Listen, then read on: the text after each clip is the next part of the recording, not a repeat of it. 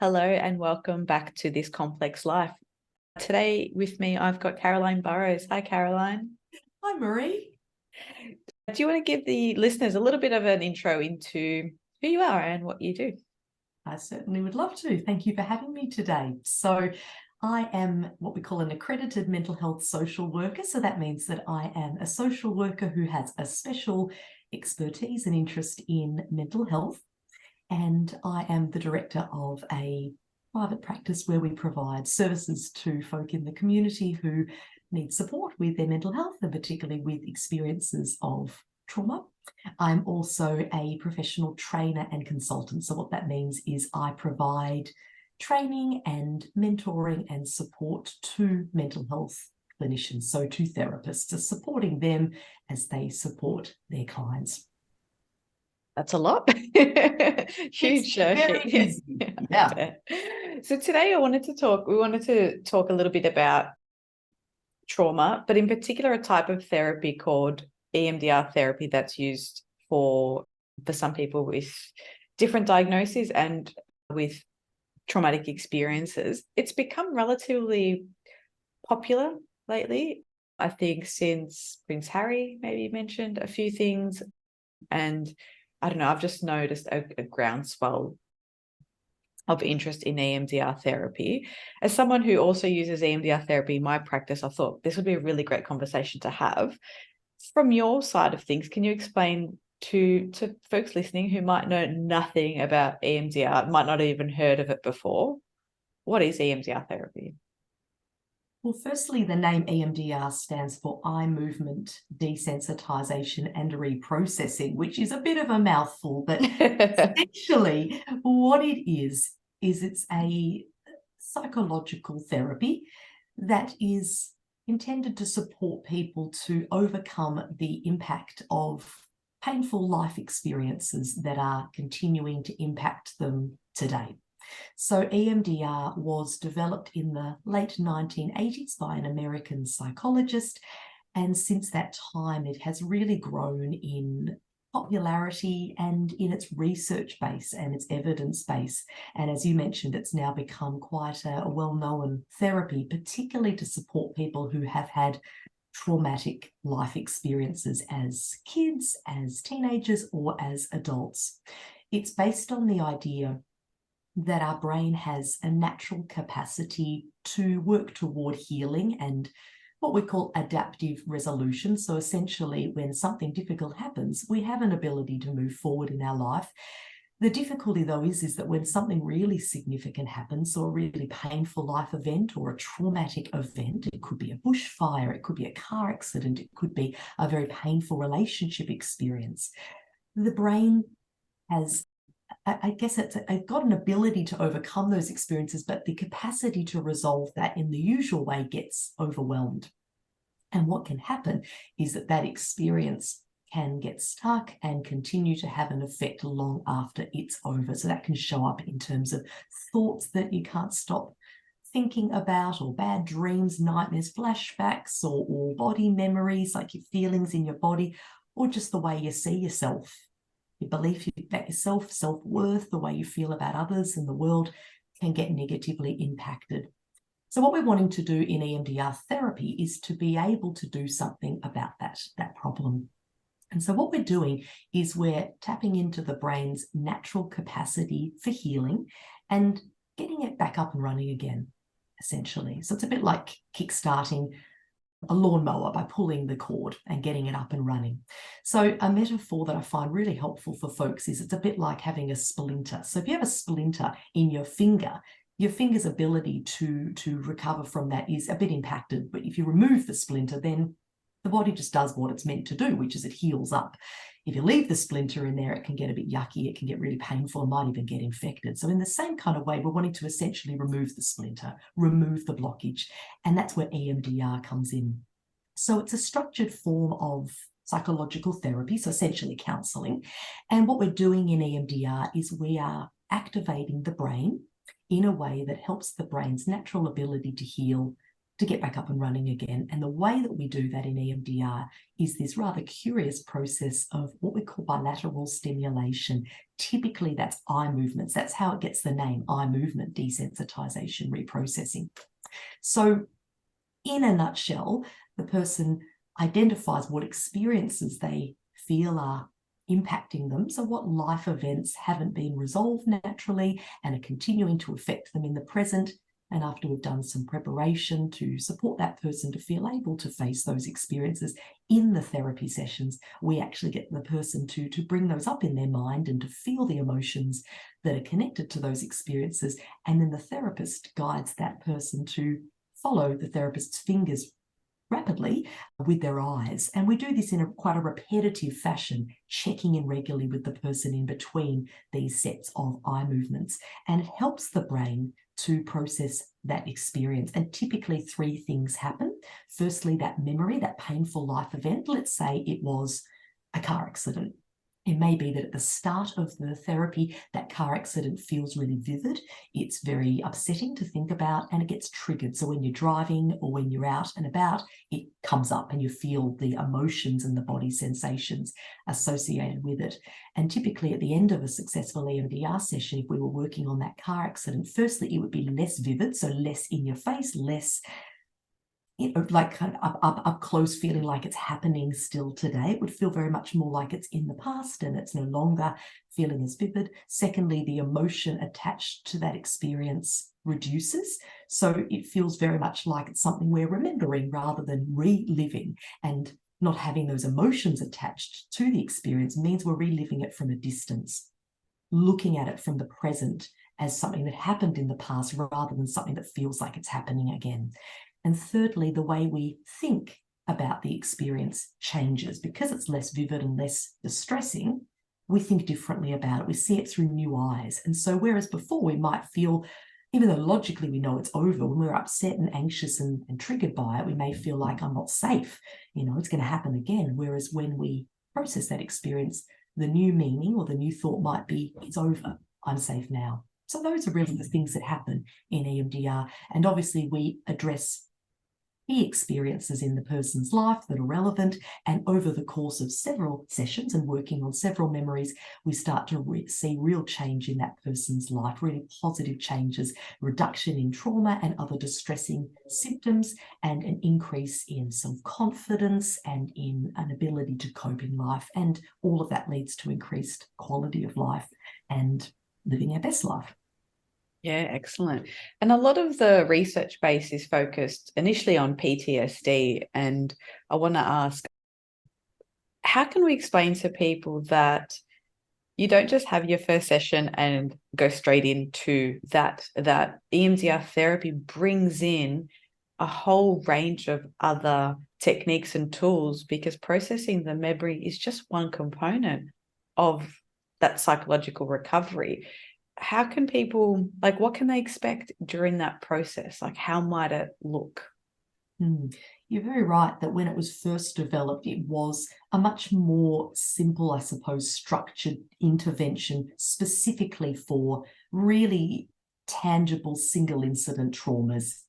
And over the course of the years, it's actually evolved to be much, much more widely applicable now for many, many different types of mental health conditions and concerns, not just post-traumatic stress. It could be depression or anxiety or other things like that. So there are 8 phases in EMDR therapy, and those phases don't have a set number of sessions attached to them. So it's not like it's an 8-session therapy per se. It's a little bit more dynamic than that. It varies enormously depending on the person and the complexity of what they're wanting to work on. But certainly it would not just be a single appointment. It would typically be several appointments to get to know each other, so the therapist and the client, to determine what they would like to work on together and to build a relationship so that the person feels comfortable and safe to talk about the important things that have happened in their life. We spend time in those early sessions determining what experiences in that person's life need to be addressed to work toward resolving the concerns that they have in the present and ultimately to achieve their therapy goals. That's considered phase 1 in EMDR therapy. I'd say typically 1, 2, 3 sessions. It can vary depending on the person. Then in the second phase in EMDR, there's what we call preparation. And essentially that's where, as you mentioned before, there's often a lot of different therapy techniques and ideas that can be integrated into EMDR. So it could be using mindfulness skills. It could be learning some relaxation techniques. It could be learning new ways of thinking. It's essentially about preparing that person to feel confident to be able to manage the emotions that are likely to come up when they do get into more directly processing those experiences that are painful, because we don't want the person to be re-traumatized. We don't want them to be overwhelmed by the experience. We want it to be very, very manageable. It's going to be challenging, but manageable. I think that's a really important one. And I don't know about you, but I don't tell clients we're in phase 1 and we're in phase 2. Like, it is so much more dynamic than that. And I've got some people that have spent maybe a year just in phase 2. And that's just been what's been needed, because if things are still happening alongside life, we might not spend every session just resourcing. We're actually trying to kind of put out fires while deal with an underlying negative experience or traumatic memory. So that can take quite a lot, trying to build someone's skills and capacity there. That's right. So it can be anything from 1 session through to months or even longer, as you described. And so it's not about one size fits all. It's about really creating a tailored approach or a plan that's going to use EMDR in a way that suits that individual person. So essentially that's about skill building. It's about, as you said, resourcing. Essentially what that means is just bolstering that person's confidence and ability to cope, not only in the sessions when you bring up those painful memories so that it's a manageable process, but also outside of sessions. Because what happens is our brain continues to process after we've had an EMDR session, and that can be things like dreams or thoughts or feelings about the experience, just as our brain is continuing to work its way through that. And we want to be able to have confidence that that's going to be okay. The person's going to have tools to cope with that. Can we talk about, for people listening who don't know even what that means, let's say we're looking at someone who's experienced a sexual assault. What kinds of resources are we talking about here? So it varies a lot, but for that example, there's something called grounding that we might teach a person. And grounding is essentially a range of different ideas or tools that can help a person to feel present and here in the very moment that they are in. So what typically happens with sexual assault, or indeed with any painful memory, is that when we are having an experience of remembering it or even reliving it, if it's a memory that's really painful and isn't resolved, we might have a flashback where it feels like it's happening again. It actually feels like we're back in trauma time. It can feel as though it's happening all over again. And so grounding is a simple set of techniques that can help a person to really differentiate between that was then, this is now, it's not happening now. I'm remembering something that happened rather than it is happening now. And that really helps to reduce fear, distress. So an example of a grounding technique is to ask the person to name 5 things that they can see in the room around them and to describe them. So it might be noticing a green drink bottle that is cylindrical. It might be noticing that there are 4 pebbles in a little dish on the desk, that they are brown, that they are tan, that they are yellow, and so on and so forth. We go through the different senses. 3 things or 5 things or however many you want, and you hear around you. What about what can you touch right now? And so we practice that in the session, and the person can then use that in their life. So a simple example might be you're driving. And as you're driving, you suddenly have this memory of an experience. You drive past somewhere that reminds you of that experience, and your body reacts as if it's happening again. Your heart starts beating faster. You start feeling really sick in your tummy. You might start sweating. You might start feeling frightened. You could remember your grounding skills and really tangibly use them in that moment to support yourself. So it might be you put your hands on the steering wheel and really focus on the touch or the feel of the thread of the steering wheel. It might be you you press your back into the car seat and you feel the weight of the seat behind you. It might be that you listen to what you can hear around you. It might be that you feel the warmth of the heater. It might be you smell your dog in the back seat. Whatever it might be, it's about getting yourself back in the moment that you are in. And that way, whilst it's an uncomfortable memory, it's a memory rather than reliving. And that typically for people helps them to calm down, to feel much more settled. So that's one example of many different techniques and tools that we can teach.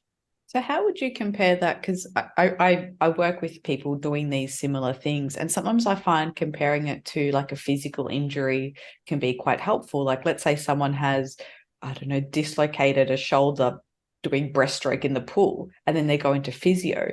It might take several sessions to build up strength before you even then get back in the pool and work on that particular stroke again.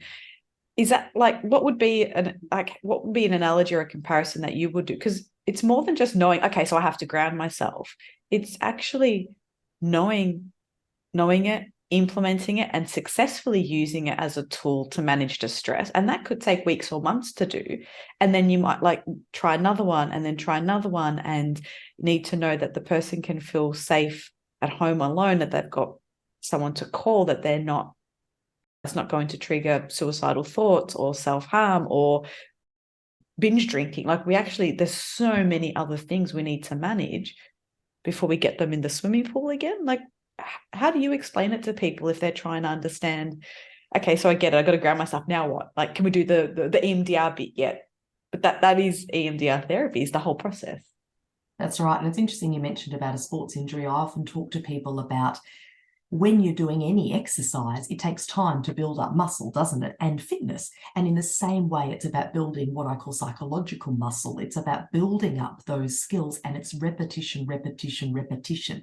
And I'm not sure whether people will have heard of the idea of neuroplasticity. It's a bit of a jargon word, but essentially we now know through neuroscience in recent decades that the brain isn't just stuck the way it was when we had trauma back in, say, childhood, that actually the brain can change, and we call it plasticity. It is plastic in a sense. So what that means is through the right supports and skills that are repeated over and over, the brain has a capacity to rewire and to change. And that's a brilliant thing. So it means just because we've coped in a particular way in the past that hasn't worked so well for us, or we've been stuck in a problem, doesn't mean that can't change. So the reason I mentioned that neuroplasticity, so the idea that the brain can change, we can learn new things and rewire the way we cope, is that it takes time for that to happen. So essentially, another metaphor that I often use with people is if you imagine that you are, driving down a freeway, you've done it 100 times, it's a well-worn old track,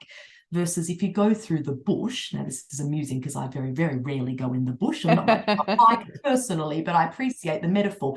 If you're bush bashing, if you're doing the same path over and over, it takes time, obviously, to forge a new path and to clear it. It's kind of like if you're walking and you see the same people, not the same people, but people have tread the same path over and over, the grass gets worn and the bushes kind of get cleared out. In the same way, we need to actually create those paths, literally, metaphorically, I suppose, in our own brain. And that is only through treading that path over and over again. So with grounding skills, it simply isn't going to be helpful if we just do it once in a blue moon. It's something we need to do repetitively. And I typically say to people, the best way to do it is when you're not feeling distressed and triggered to start with, is actually just do it regularly. Every time you're brushing your teeth in the morning, have it be just something you do as you're brushing your teeth.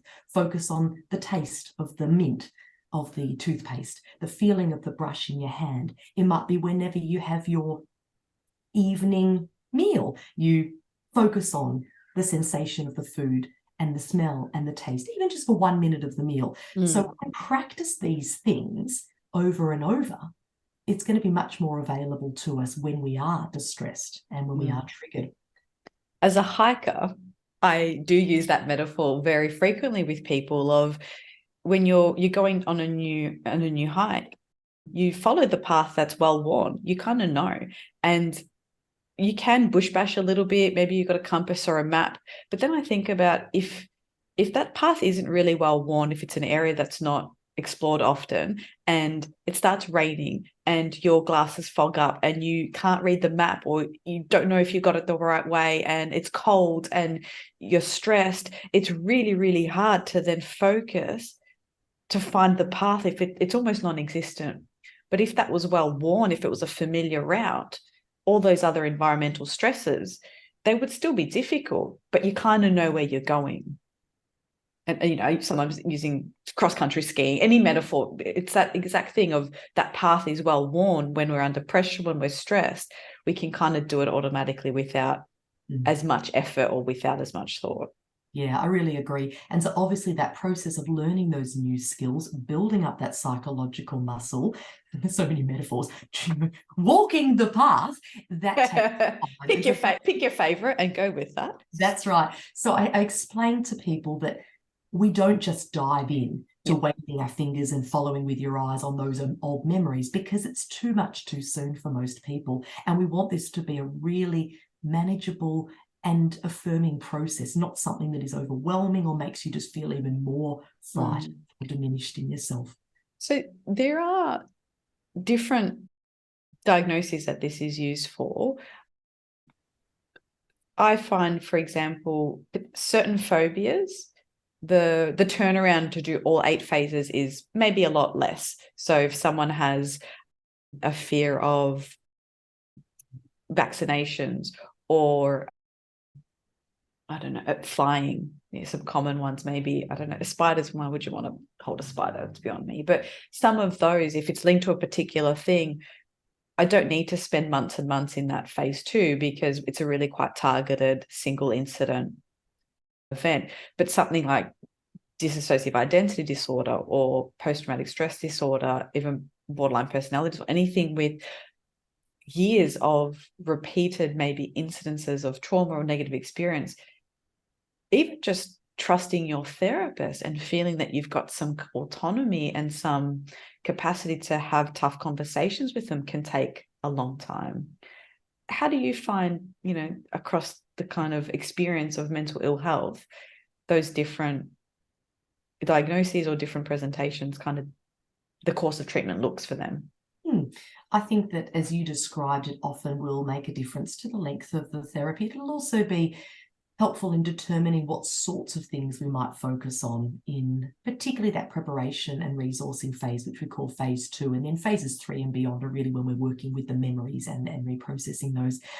I think for somebody who has had really painful events in their childhood particularly, and what I mean by that is we call it like attachment wounding or attachment trauma. And what that means is not just what happened to us, but what didn't happen. So if we had an absence of warmth, validation, love, praise, support, in that second phase in EMDR, it's not just about teaching some skills to be able to cope with painful emotions that might come up when we process their memories. It's actually also about really building in internal resources around being able to essentially provide for ourselves some of what we didn't have when we were growing up. So what I mean by that is a lot of people who have had really painful experiences as kids talk to themselves in a really, really harsh way. We might call it like the inner critic or the, punitive voice or whatever we want to call it. And resourcing isn't just about learning grounding skills. It's actually often about learning how to relate to ourselves differently, with a bit more kindness, with compassion, internal nurturing. And it might sound a bit woo-woo, but that stuff is often what we do in that second phase in EMDR with people who have had that deeper, earlier type of trauma. So it's not just about skills. It's actually really almost about developing a whole new way of relating to ourselves. So obviously that takes time. That takes months typically.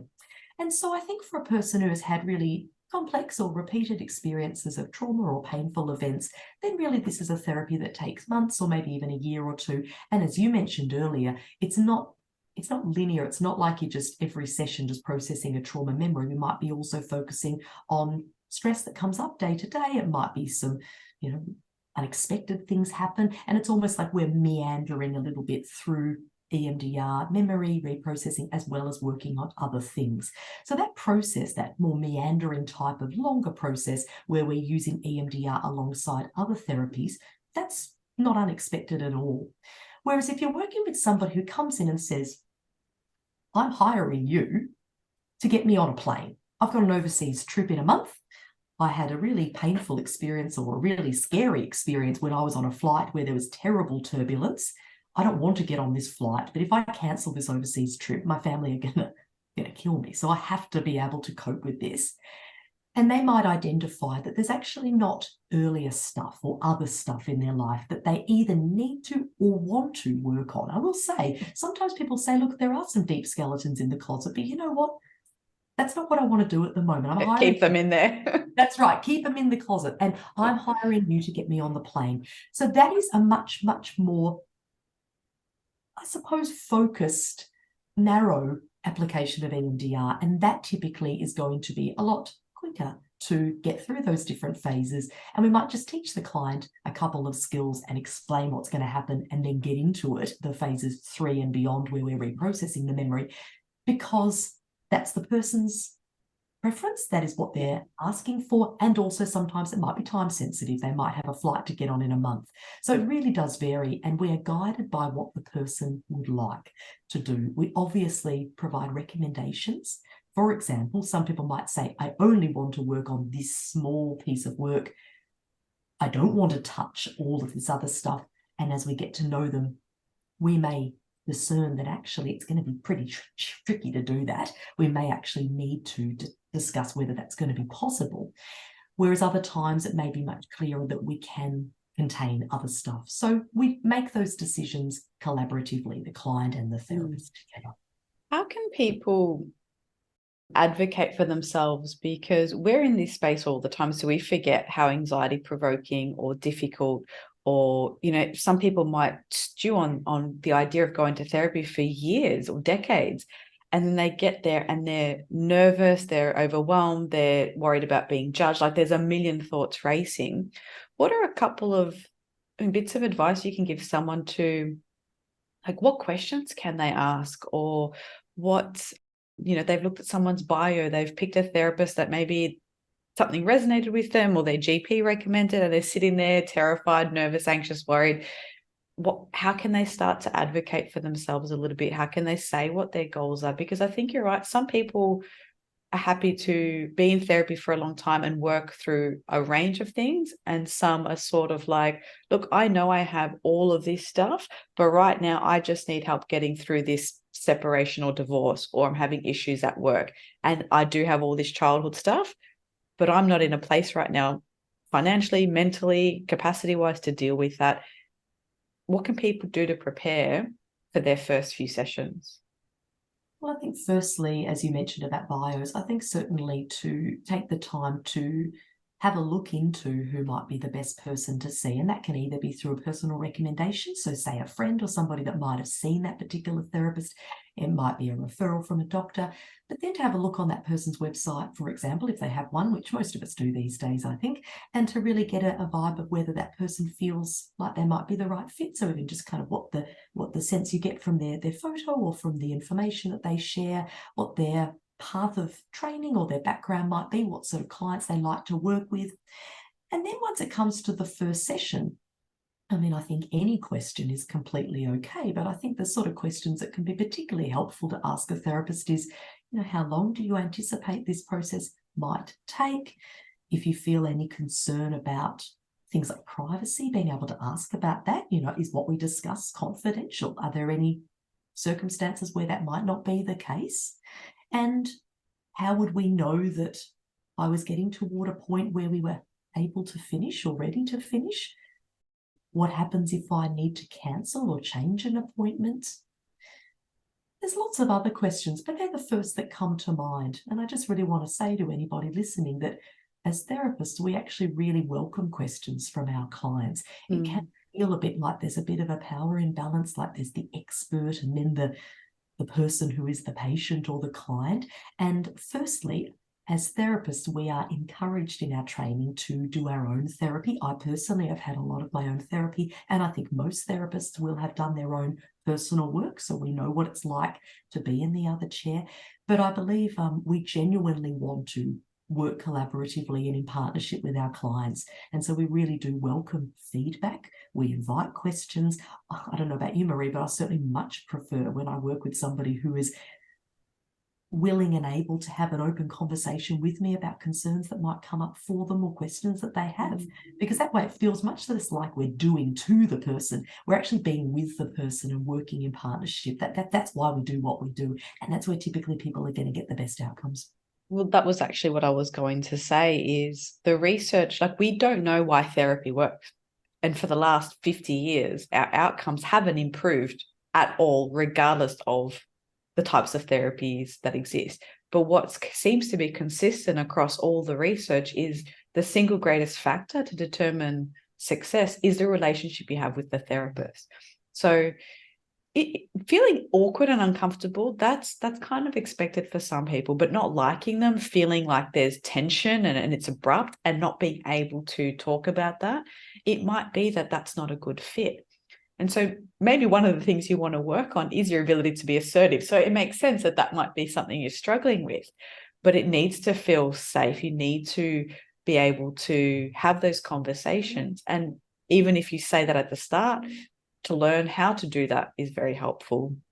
And I do spend a lot of time with clients, even scripting questions for them to then take to their psychiatrist or their GP, where we've established a good working relationship, but they're still nervous about other folks. So we might say, okay, what do you want to ask? And then go to your GP and say, I just want to grab my phone out. I've got some notes. And taking some control over that is so important. I think it really sets up a really strong foundation to do great work. And I couldn't agree more that if we don't feel comfortable with the therapist that we're seeing, I'd encourage folk to give it a couple of sessions typically to see how that goes. I mean, gosh, if the first session's a disaster, of course, don't go back. But sometimes feeling uncomfortable can be because of our own past experiences in other relationships or with other health professionals.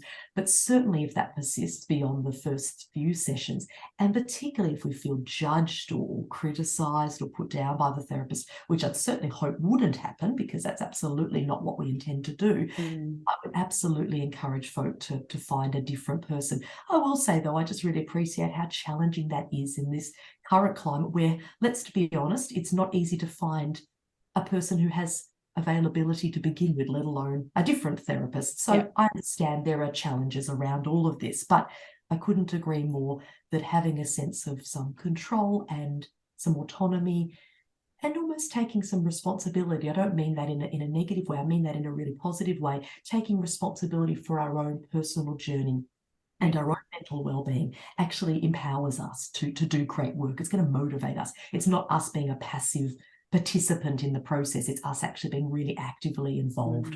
Yeah, absolutely. And so if somebody's listening to this and they're like, oh, okay, I might like to try EMDR therapy again, or for the first time, or even just other therapy, like, where can they go to find more information about EMDR specifically, and just what to look for in someone's bio or website that they might be able to offer EMDR therapy specifically?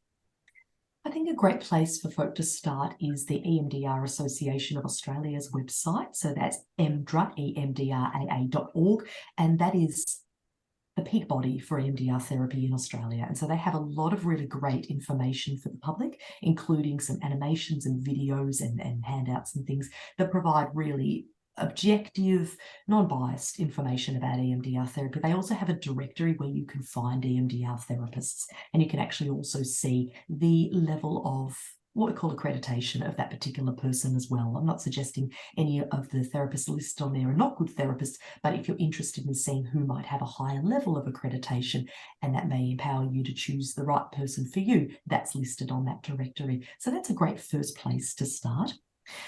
I am the director of a place called Mindful Living Counselling and Psychology, which is based in Melbourne.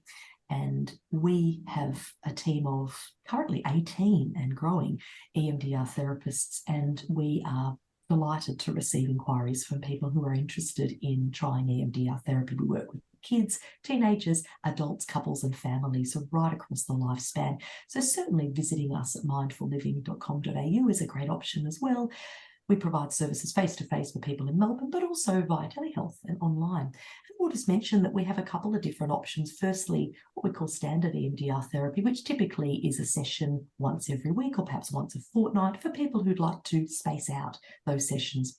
We also have intensive EMDR, which is a much shorter period of time where a person has longer sessions more regularly over the course of 1 or 2 weeks. So there's a couple of different options there as well.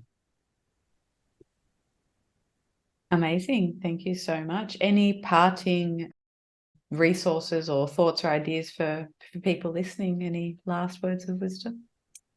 Well, just not to give up if things have been difficult and if it's taken time to find the right therapist or the right therapy approach. I think often it's about taking the time to experiment with different things and try different things, to not give up, to continue to explore different options, and also to be patient and gentle with yourself. As we discussed earlier, it takes time for change to happen, for those new psychological muscles to develop, and also for painful experiences in life to process through as well. So in terms of other resources, certainly I can recommend your Instagram and Facebook pages for the Therapy Hub and for the work that you do. I know you guys have a lot of incredible resources, and certainly on the Mindful Living website, which is my practice, we have a resources page with a lot of free tip sheets, audio meditation tracks as well, all free, available to the public. So I can certainly encourage folk to have a look at that too. Are there any EMDR self-help books? I know for almost all other therapies, I'm just even looking at my desk, I've got like a ACT workbook for perfectionism. I've got a Grow Yourself Up, which is a family therapy one. There's so many self-help ones. Do they sorts of things exist for EMDR therapy? Yeah, there's a couple of great books that provide information, not in a sort of educational kind of handout way, but actually like real life stories, and a really great way of explaining EMDR therapy. One is called Every Memory Deserves Respect. I believe that's by Deborah Korn with a K, K-O-R-N from memory. EMDR therapy is typically not the type of approach that we would encourage folk to do on their own, particularly if they're working on really painful events, because it can be challenging, and we'd encourage you to do that with the support of a therapist. But that book that I just mentioned is a great opportunity, firstly, to learn more about it, but also to read some real life stories of people that have done this therapy to get a real vibe of what it's like and the benefits that people can experience. Amazing. I'll put a link to that in the show notes along with the resources and websites you mentioned. Thanks so much for talking us through EMDR therapy and what to kind of expect for folk. Thank you for having me, Marie. It's been a pleasure.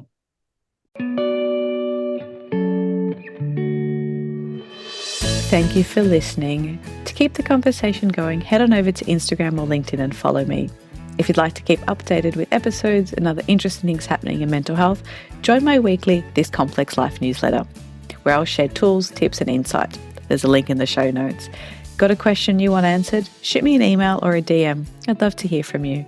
And if you enjoy the show, I'd really appreciate it if you could leave a rating and a review. It helps other people find the podcast.